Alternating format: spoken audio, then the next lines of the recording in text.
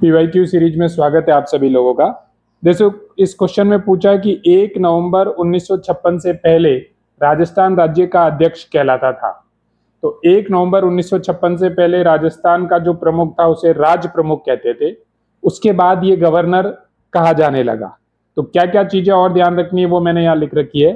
तो देखो, 30 मार्च 1949 को राजस्थान के एकीकरण का चौथा चरण होता है।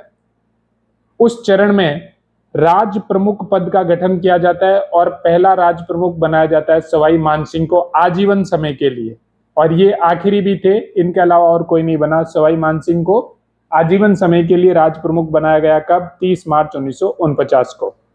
अब 1 नवंबर 1956 को संविधान में 7वां संविधान संशोधन 1956 होता है। सीएए मतलब कॉन्स्टिट्यूशनल अमेंडमेंट एक्ट। इसकी धारा 6 से, धारा का भी ध्यान रखनी है कि इसकी धारा 6 से राज प्रमुख का पद समाप्त कर दिया जाता है और राज्यपाल का पद गठित किया जाता है।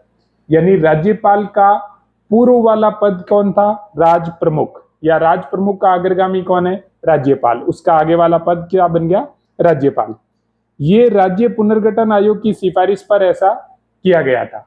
ठीक है, तो इतनी चीजें ध्यान रखनी है। 30 मार्च 1949 को राज प्रमुख का पद गठित, सवाई मानसिंह को आजीवन राज प्रमुख बनाया गया।